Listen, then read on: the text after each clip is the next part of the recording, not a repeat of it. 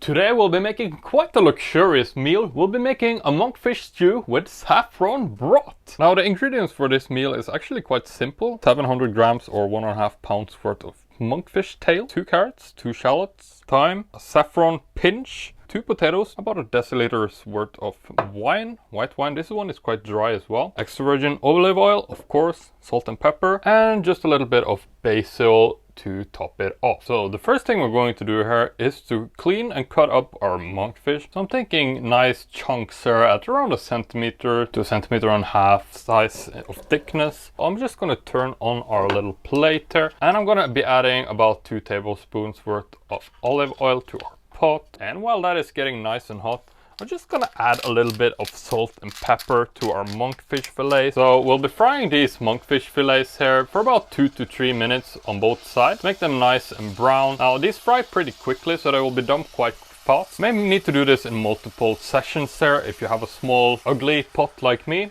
Nice monkfish, saffron, expensive wine, cheap old pot that I got for my sister. I was like 15 years old and scratched to pieces. Check.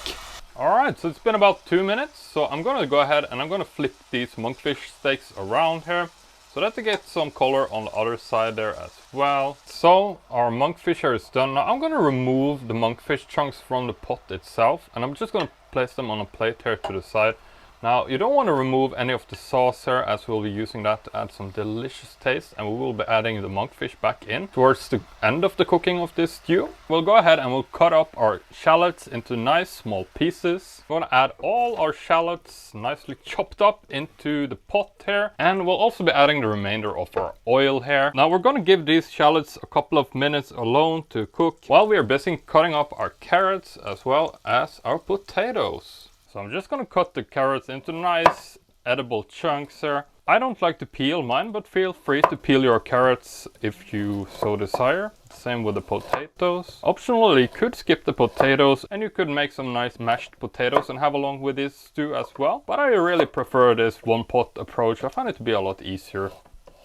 So with our shallots nicely browned here, I'm just going to toss in all the potatoes and carrots here. And I'm just going to let these sit there for a couple of minutes. And while that is cooking away, I'm just going to prepare all the thyme and the saffron as well as our vine, as those will be some of the next ingredients we're going to be adding into our stew. Now I'm going to use a solid spring's worth of thyme, and let's just do 0.5 gram of saffron. You probably don't need that much, but you know, let's keep it nice and luxuriously themed here today. By the way, I'm Thor, if I didn't say so at the start of the video. If you want exact measurements and exact step-by-steps on how to do this, I'm gonna put together an article over on the website. So if you want to make this, check the video description and there will be a link right there that you can tap and cook this yourself. So it's been a couple of minutes now. I'm gonna go ahead and add in my deciliters of dry white wine, and I'm gonna try to deglaze the pot.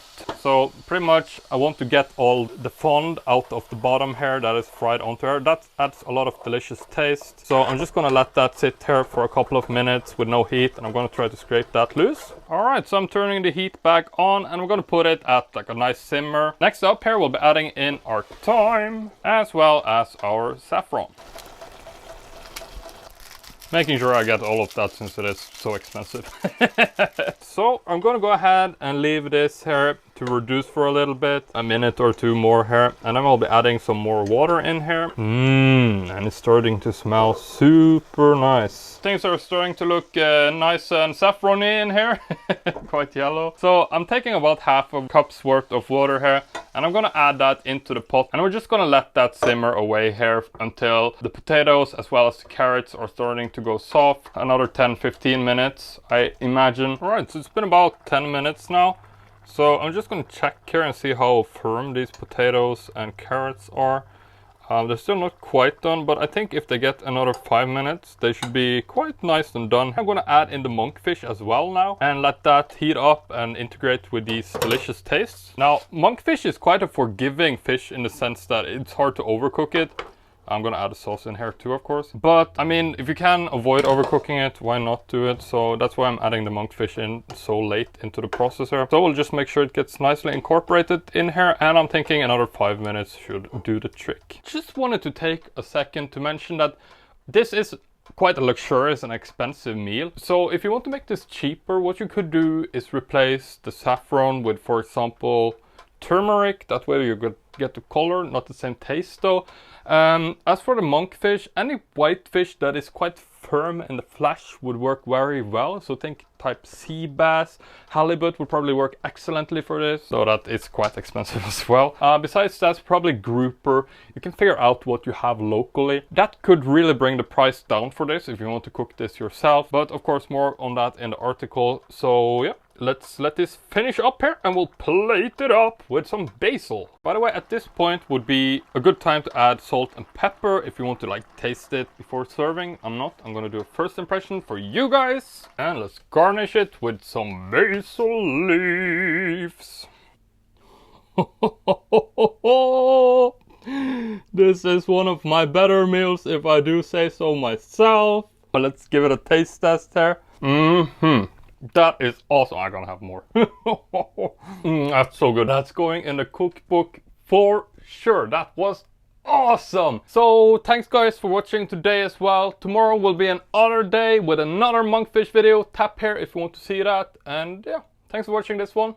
And I'll see you tomorrow.